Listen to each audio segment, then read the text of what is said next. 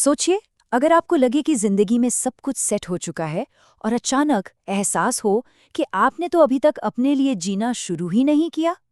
आज हम एक ऐसी ही दिल छू लेने वाली कहानी पर बात करने वाले हैं।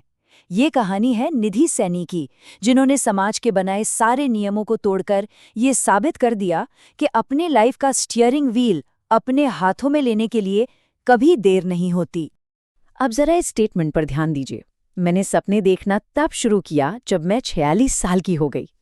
सुनने में थोड़ा अजीब लगता है ना, क्योंकि बचपन से हमें यही सिखाया जाता है कि एक तय उम्र तक पढ़ाई, फिर शादी, फिर सेटल होना है। लेकिन निधि की ये बात हमारे दिमाग में फिट उन सारी टाइमलाइंस को सीधे तौर पर चैलेंज करती है। तो चलिए शुरू से शुरू करते हैं और समझते हैं कि कैसे एक इंसान की पूरी जिंदगी सिर्फ दूसरों के लिए जीने में निकल जाती है। ये एक क्लासिक पीपल प्लीजर का ट्रैप है। हमेशा दूसरों को खुश रखने की कोशिश कुछ ऐसी दिखती है। लेडी श्रीराम कॉलेज से इकोनॉमिक्स की पढ़ाई सिर्फ इसलिए छोड़ दी क्योंकि होम साइंस लड़कियों के लिए ज़्यादा सही माना जाता था। निफ्ट से पढ़ाई पूरी की ही थी कि जल्दी शादी का प्रेशर आ गया, जबकि शादी से ठीक 2 दिन पहले वो पीछे हटना चाहती थी। और नतीजा, पूरे 9 साल तक एक ऐसी शादी में घुटना जहां दूर दूर तक कोई आपसी तालमेल नहीं था। आपको लगेगा कि शायद इसके बाद जिंदगी में कुछ बदलाव आया होगा, लेकिन नहीं। जब उनकी लाइफ का सबसे बड़ा गिफ्ट, उनका बेटा इस दुनिया में आया, तब भी उनकी पूरी दुनिया उसी के इर्द गिर्द सिमट कर रह गई। उनका अपना वजूद, उनके अपने सपने, सब कुछ उनके बेटे के फ्यूचर के पीछे छिप गए। वो अभी भी किसी और के आने वाले कल के लिए जी रही थीं। लेकिन कहते हैं ना, हर बर्दाश्त की एक हद होती है, और तभी लेना पड़ता है एक बेहद मुश्किल फैसला। ये पॉइंट हम सबको सोचने पर मजबूर करता है। आखिर वो क्या चीज़ है जो किसी को एक ऐसी सिचुएशन से बांध कर रखती है जो हर दिन उन्हें अंदर से खत्म कर रही होती है? हम ऐसे हालातों से बाहर क्यों नहीं निकलते? निधि के लिए वो ब्रेकिंग पॉइंट आया मैनचेस्टर में। कार में एक बहुत ही भयंकर बहस चल रही थी, और तभी रियर व्यू मिरर में उन्होंने अपने 5 साल के बेटे का चेहरा देखा, जो पूरी तरह से डरा हुआ और सहमा हुआ था। उस एक लम्हे ने उनके लिए सब कुछ क्लियर कर दिया। वो अपने बच्चे को उस टॉक्सिक माहौल में बड़ा नहीं होने दे सकती थी। और वहीं से शुरुआत हुई एक नए सफर की, बिल्कुल शून्य से। जीरो से शुरुआत करना कोई आसान काम नहीं होता।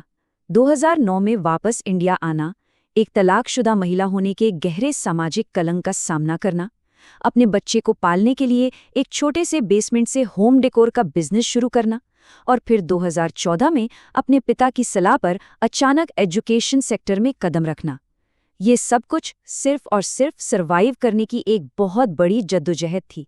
लेकिन लाइफ में जब लगता है कि अब सब ठीक हो रहा है, तभी जिंदगी अक्सर अपना सबसे बुरा दौर दिखाती है। 10 साल तक चलने वाला एक बेहद खूबसूरत और सेफ महसूस कराने वाला लॉन्ग डिस्टेंस रिलेशनशिप अचानक टूट गया। उनके पार्टनर ने शादी के बजाय अपने सपनों को चुन लिया।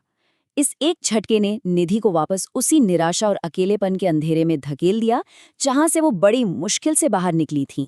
जरा इस डार्क फेस की गहराई को समझिए। दूसरों को हर वक्त खुश रखने की कोशिश और सबकी नजरों में परफेक्ट बनने की दौड़ ने उन्हें इतना थका दिया था कि उनकी खुद की पहचान ही मिट चुकी थी। ये वो वक्त था जब हर एक दिन बस किसी तरह काटने के लिए उन्हें साइकियाट्रिस्ट और दवाइयों का सहारा लेना पड़ रहा था। और फिर उनके बेटे ने एक दिन एक ऐसा सवाल पूछा जिसने सब कुछ बदल कर रख दिया। मम्मा, आजकल आप हंसते क्यों नहीं हो? ये छोटा सा मासूम सा सवाल उनके लिए एक बहुत बड़े आईने का काम कर गया। उन्हें रियलाइज हुआ कि अगर वो खुद इस तरह एक विक्टिम बनकर रहेंगी तो वो कभी भी अपने बच्चे को एक स्ट्रॉन्ग और कॉन्फिडेंट इंसान नहीं बना पाएंगी। और इसी रियलाइजेशन ने शुरुआत की खुद को वापस ढूंढने की। ये जो माइंडसेट शिफ्ट हम देख रहे हैं ना, ये सबसे क्रूशल था। बाईं तरफ देखिए, दूसरों को खुश करना, खुद को पीड़ित मानना और दुनिया से वैलिडेशन मांगना। और अब दाईं तरफ देखिए, खुद की रिस्पेक्ट करना, अपनी कहानी खुद लिखना और खुद को वैलिडेट करना। ये सफ़र बिल्कुल आसान नहीं था, पर सबसे ज़रूरी था। और जानते हैं, जब उन्होंने अपने इस अंदरूनी डर और दर्द पर काम करना शुरू किया तो क्या हुआ? कमाल के रिजल्ट्स मिले। उनके रिश्ते हील होने लगे, पेरेंट्स के साथ बॉन्ड बेहतर हुआ, उनका बेटा खुश रहने लगा। और वो एक सर्टिफाइड इमोशनल क्लैरिटी कंसल्टेंट और लीडरशिप कोच बन गई, ताकि जो लोग लो सेल्फ एस्टीम के उसी दलदल में फंसे हैं जहां वो थीं, उन्हें वो बाहर निकाल सके। तो हम इस नतीजे पे पहुंचते हैं कि सच में सपनों की कोई उम्र नहीं होती। इस पूरे सफर में ये नंबर सबसे ज्यादा मायने रखता है, 46, 46 साल की उम्र।